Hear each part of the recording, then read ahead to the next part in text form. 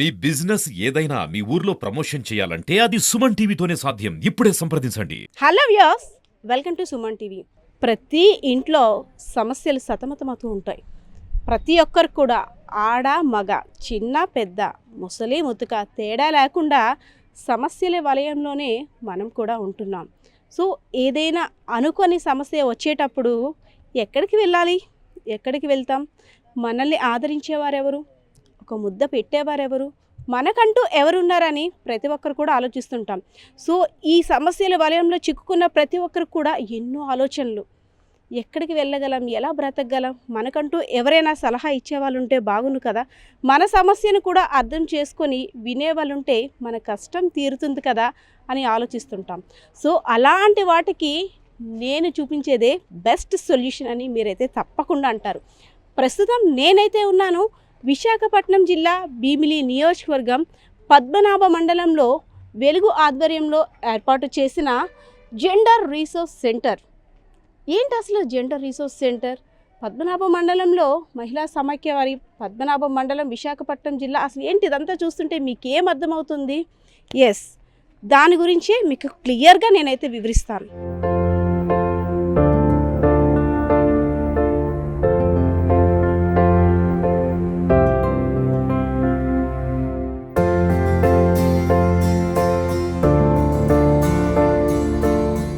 So ఒక wife and husband కానీ ఎవరికైనా ఏదైనా తగాదా వస్తే ఎక్కడికైనా మన చుట్టాల ఇంటికి వెళ్ళి మన సమస్య చెప్పుకుంటే మన వాల్యూ ఎక్కడ తగ్గిపోతుందో అనేసి ఒక చిన్న ఈగో ప్రాబ్లం అయితే ప్రతి ఒక్కరు కూడా ఫేస్ చేస్తుంటుంటారు.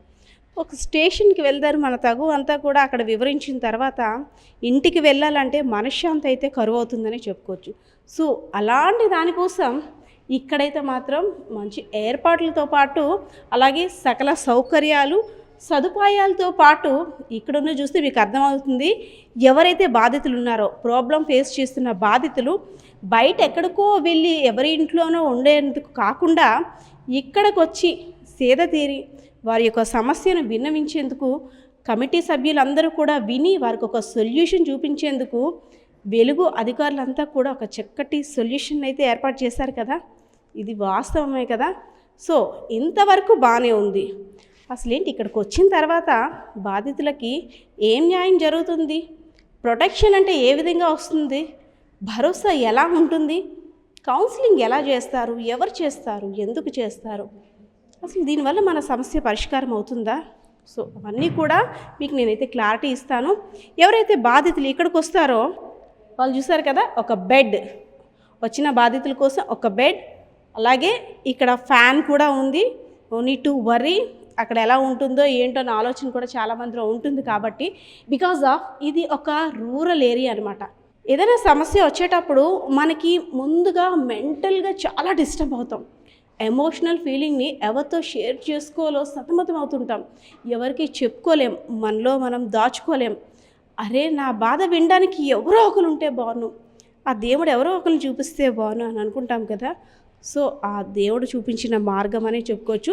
ఎవరైతే బాధితులు వచ్చారో ఇక్కడికి వాళ్ళ ప్రాబ్లం, వాళ్ళ డీటెయిల్స్, ఎన్ని గంటలకు వచ్చారు ఏంటి అనేది ఇక్కడున్న అధికారులు అయితే మాత్రం నోట్ చేసుకోవడానికి ఇది ఒక క్యాబిన్. అదేవిధంగా అక్కడ చూస్తున్నారు కదా, కొంతమంది మహిళలు ఎవరైతే బాధితులు వస్తారో వాళ్ళ ప్రాబ్లమ్ని వాళ్ళతో షేర్ చేసుకొని అసలు ఎందుకు వచ్చారు, వాళ్ళకున్న ప్రాబ్లం ఏంటో అన్నీ కూడా డిస్కస్ చేసుకునేందుకు వీళ్ళంతా కమిటీ మెంబర్స్ అంట. సో వీళ్ళు ఏ కమిటీకి సంబంధించిన వాళ్ళు కూడా మనం ఒకసారి క్లారిటీ తీసుకుందాం, ఉండండి.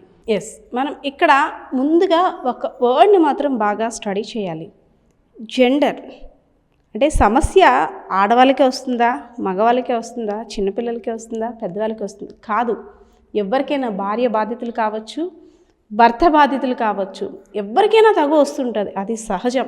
మనుషులన్నీ తర్వాత ఏదో ఒక కలత ఉంటూనే ఉంటుంది.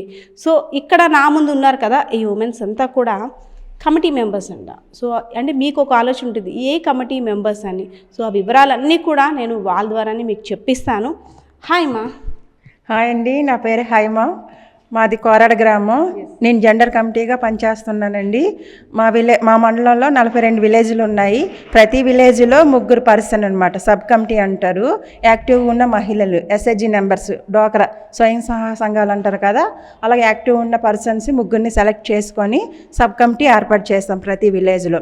ఆ విలేజ్లో ఎలాంటి సమస్యలు అంటే, జెండర్ అనగా ఆడవాళ్ళకే సమస్యలు వస్తాయి, మగవాళ్ళకి రావు అనుకుంటారు. రోజులు మారిపోయాయి.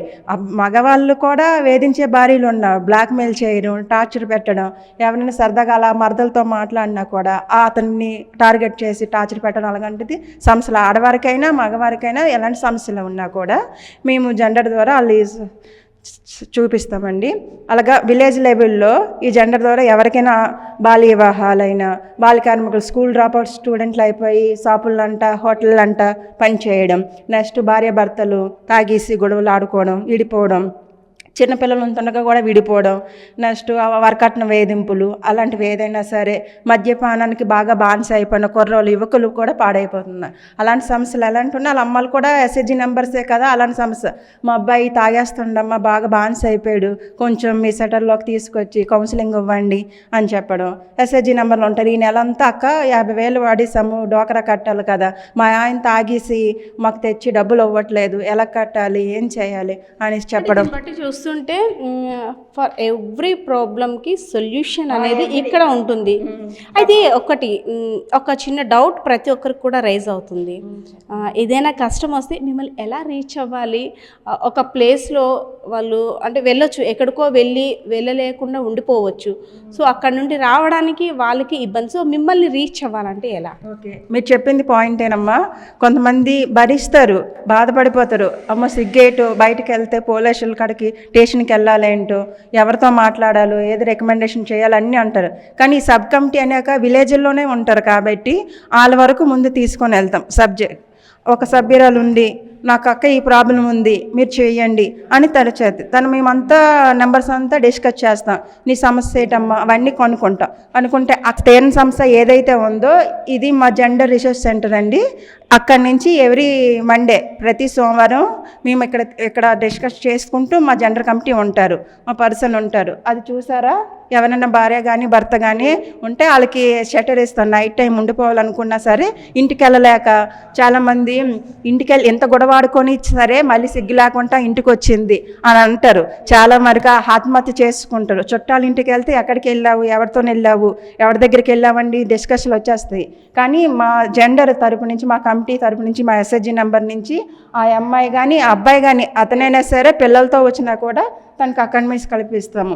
కమిటీ ఇక్కడ టేబుల్ ఉంది చూసారండి, ఇది కౌన్సిలింగ్ ఇస్తాం మా కమిటీ తరపు నుంచి ఏం జరిగినా కూడా. ఓకే, మీరు చెప్పారు ఇక్కడ ఎవరెవరికి కౌన్సిలింగ్ ఇస్తారు, ఏ సమస్యలకి పరిష్కార మార్గం మీరైతే చూపిస్తారో అన్నీ ఓకే.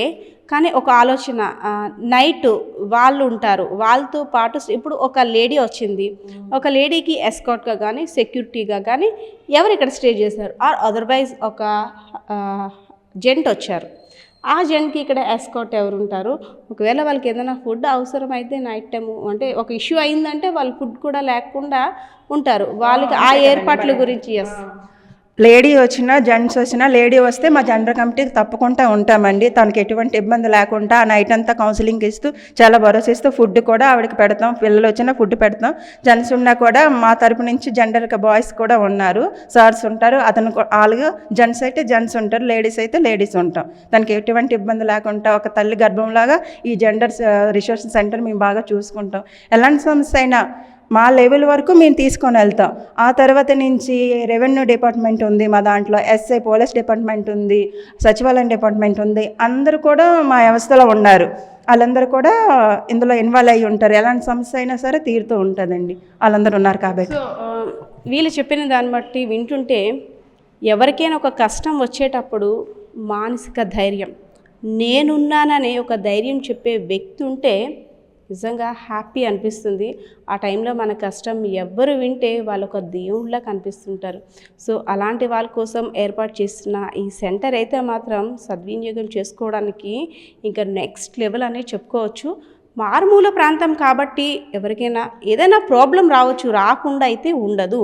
సో అలాంటి వాళ్ళందరూ కూడా వీళ్ళని రీచ్ అయినట్టయితే వాళ్ళకి ఒక సొల్యూషన్ కూడా కేవలం వీళ్ళు మాత్రమే కాదు, చాలామంది ఇందులో ఇన్వాల్వ్ అయి ఉన్నారు. కౌన్సిలింగ్ ఇవ్వడమే కాదు, వాళ్ళకి మానసిక ధైర్యాన్ని, మానసిక స్థితిని, హెల్త్ పరంగా ఏమైనా లాస్ పరంగా అన్ని పరంగా కూడా వాళ్ళకైతే సపోర్ట్ చేస్తామని చూశారు కదా మీరంతా ఇక్కడ ఉన్న ఏర్పాట్లు. అదేవిధంగా వీళ్ళు ఇస్తున్న కౌన్సిలింగ్ అయితే ఏ విధంగా ఉంటుందో వాళ్ళ మాటల్లోనే, వాళ్ళ వాక్చాతుర్యం చూస్తేనే అర్థమవుతుంది. సో ఈ ఆలోచనకి అయితే మాత్రం హ్యాట్స్ ఆఫ్ చెప్పొచ్చు కదా.